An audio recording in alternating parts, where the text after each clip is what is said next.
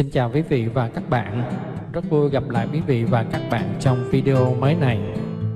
Thưa quý vị và các bạn, việc chúng ta mua quạt về sử dụng xem ra rất đơn giản và bình thường, chẳng có gì để nói. Tuy nhiên, nếu chúng ta chú ý về một số lưu ý khi sử dụng quạt làm mát trong mùa nóng thì sẽ giúp cho chúng ta sử dụng quạt điện đúng cách, an toàn và tiết kiệm điện trong mùa nóng oi bức hàng năm. Sau đây là những lưu ý khi sử dụng quạt.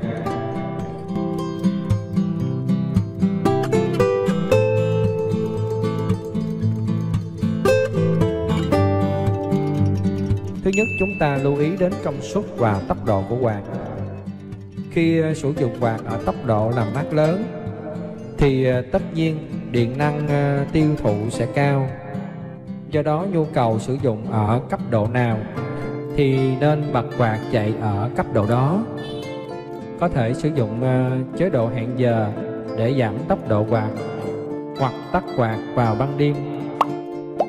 Những thời điểm mà nhiệt độ thời tiết ban đêm xuống thấp thì việc làm mát cũng thấp. Điều đó có thể giúp tiết kiệm điện năng hơn. Thưa quý vị và các bạn, thông thường các loại quạt có từ 2 đến 3 hoặc 5 mức độ điều khiển tốc độ quạt.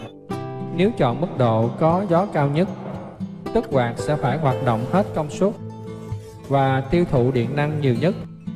Và việc dùng các quạt tốc độ gió cao không hẳn sẽ làm mát hiệu quả, mà đôi khi phản tác dụng.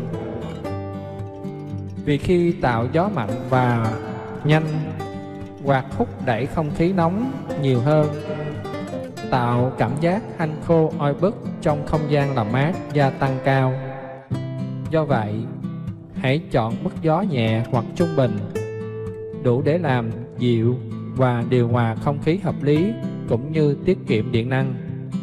Trong những không gian phòng ốc nhỏ hẹp, ta nên sử dụng các loại quạt nhỏ, công suất thấp, hoặc quạt treo tường, hoặc quạt treo trần hay quạt trần đảo. Sẽ tiết kiệm được nhiều diện tích và nhiều điện năng.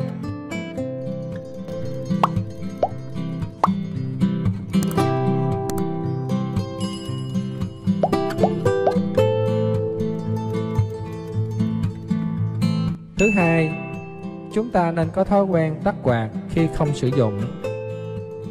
Thưa quý vị và các bạn, chúng ta thường hay quên tắt quạt khi ra khỏi phòng hay khi di chuyển đi nơi khác. Vì thế, nên tạo cho mình thói quen tắt quạt cũng như các thiết bị điện khác khi không sử dụng, để tránh không bị lãng phí điện năng, giúp tiết kiệm điện hơn, cũng như tránh được việc cháy nổ do quạt gây ra khi quạt hoạt động mà không có ta ở đó.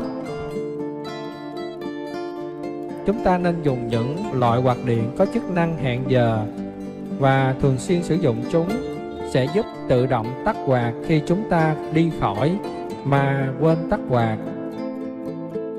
Hiện nay đa phần các loại quạt đều có kèm chế độ hẹn giờ cho người sử dụng. Chúng ta hãy tận dụng sử dụng chế độ này như một cách bảo vệ sức khỏe, an toàn và giúp tiết kiệm điện năng hiệu quả. Ngoài ra, chúng ta hãy để quạt ở chế độ hẹn giờ, nhất là khi sử dụng quạt vào ban đêm. Cho quạt hoạt động khoảng 60 đến 90 phút là nghỉ, ngắt quãng khoảng chừng 5 đến 10 phút để bảo vệ sức khỏe và tiết kiệm điện.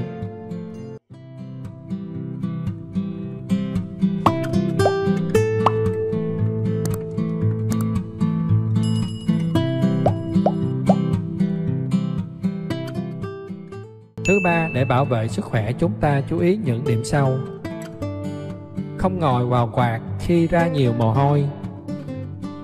Chúng ta có thói quen sau khi làm việc nặng, vận động nhiều, đi ngoài trời nắng nóng, đổ mồ hôi là chúng ta về ngồi ngay vào sát trước quạt và bật quạt thổi gió mạnh thẳng vào người và mặt. Việc làm này vô tình làm thay đổi nhiệt độ đột ngột, sẽ không tốt. Vì khi đang nóng, các mao mạch máu đang giãn nở, mồ hôi tiết ra nhiều, mà quá trình bài tiết mồ hôi bị đột ngột ngừng trệ bởi gió mát có thể gây nguy hiểm tới sức khỏe. Ta nên để quạt ở mức khoan khoản và ngồi khoảng cách vừa đủ. Ngoài ra, phần cơ thể hứng gió mát nhiều hơn sẽ bốc hơi mồ hôi nhanh hơn, còn phần khúc gió, mồ hôi sẽ bốc hơi chậm hơn và nhiệt độ da cao hơn, làm cho mao mạch máu khu vực này giãn nở rộng hơn khu vực được làm mát nhiều, từ đó dẫn tới mất cân đối tuần hoàn máu và sự bài tiết mồ hôi. Lúc này cơ thể phản ứng cân bằng không kịp, chúng ta sẽ dễ bị chóng mặt, mệt mỏi, đau ê ẩm khắp người và cảm cúm. Đặc biệt với những người mới vận động ra mồ hôi nhiều, nếu dùng quạt ngay thì tình trạng nêu trên sẽ nặng nề hơn, tạo điều kiện thuận lợi cho các loại virus, vi khuẩn gây bệnh xâm nhập vào cơ thể, dẫn tới dễ bị nhiễm lạnh, trúng gió, đau họng, nhức mỏi, thậm chí có thể tiêu chảy. Thưa quý vị và các bạn, khi chúng ta dùng quạt thổi thẳng vào người trong thời gian dài, dễ có hại cho sức khỏe, từ hệ bài tiết cho tới nội tạng, dễ bị đau đầu, cảm cúm hay choáng váng, uể oải, khó chịu. Chúng ta nên nằm cùng hướng thổi của quạt và hướng ra cửa, để quạt tạo ra những luồng gió mát thông thoáng, làm dịu nhiệt độ không khí, mang đến cảm giác dễ chịu. Chúng ta cũng cần chú ý đến những người già, người ốm yếu suy nhược và trẻ em, nên tránh sử dụng quạt thổi trực tiếp trong thời gian dài. Ngoài ra, trong mùa hè, chúng ta sử dụng quạt điện có khả năng kháng khuẩn, giúp chống được một số loại bệnh viêm nhiễm về đường hô hấp, thậm chí tiêu chảy.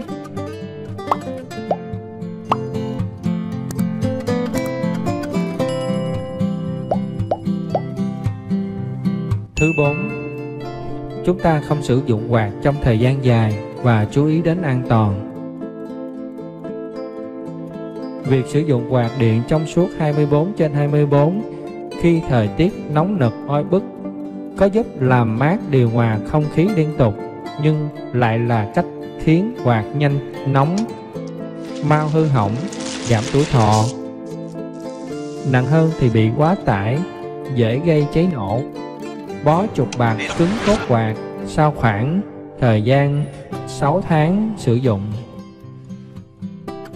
Vì thế, chúng ta nên trong khoảng từ 5 đến 10 giờ sử dụng thì tắt quạt để cho quạt nghỉ khoảng vài phút.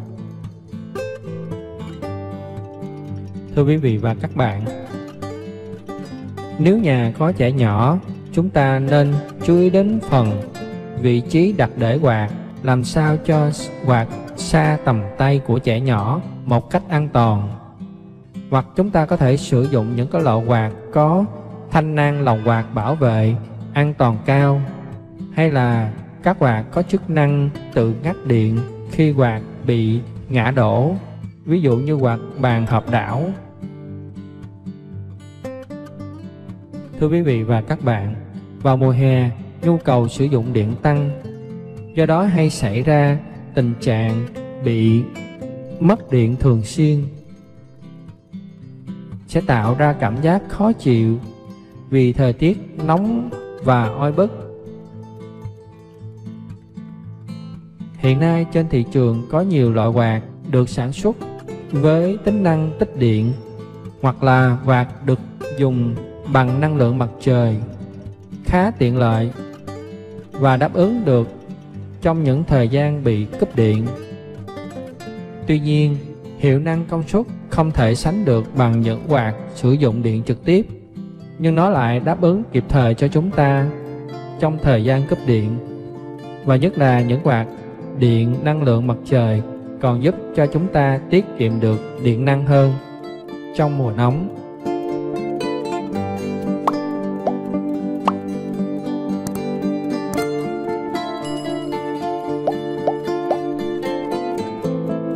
Thứ năm, lựa chọn vị trí lắp đặt quạt hoặc đặt để quạt hợp lý. Thưa quý vị và các bạn, việc chọn vị trí đặt để hay che quạt một cách hợp lý sẽ giúp cho việc làm mát cao nhất cho không gian cần sử dụng mà không phải dùng đến tốc độ điều chỉnh quạt cao nhất. Từ đó giúp tiết kiệm điện khi sử dụng quạt. Chúng ta cũng nên chú ý đến việc đóng mở các loại cửa trong phòng hoặc trong nội thất ngôi nhà để tránh ánh nắng và không khí nóng vào phòng trực tiếp.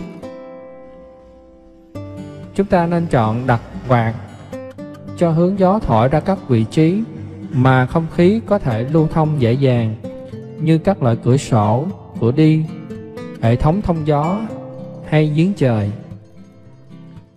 Khi đó một phần khí nóng sẽ theo đó thoát ra ngoài, không khí trong phòng cũng lưu thông tốt hơn, cảm giác oi bức sẽ giảm đi đáng kể, và chúng ta có thể chọn tốc độ thấp cho quạt hoạt động tiết kiệm điện hơn. Chúng ta nên vệ sinh và bảo dưỡng quạt thường xuyên, tránh để bám quá nhiều bụi bẩn, ảnh hưởng đến sức khỏe, cũng như giảm tốc độ làm mát của quạt. Chúng ta cũng chú ý tới thời gian sử dụng các loại quạt. Các loại quạt sau khi sử dụng có thời gian từ 4 đến 6 năm trở lên. Nếu có điều kiện, chúng ta nên có thể thay thế những chiếc quạt máy cũ này và có dấu hiệu xuống cấp như hư hỏng, cũng như tốc độ hoạt động làm mát của nó suy giảm, bằng những chiếc quạt mới, vì như thế sẽ giúp tiết kiệm điện hơn những cây quạt cũ. Những cây quạt điện cũ sẽ không đảm bảo chất lượng cũng như an toàn, dễ gây cháy nổ. Động cơ motor quạt đã cũ sẽ tiêu tốn điện nhiều hơn so với những loại quạt sản phẩm mới.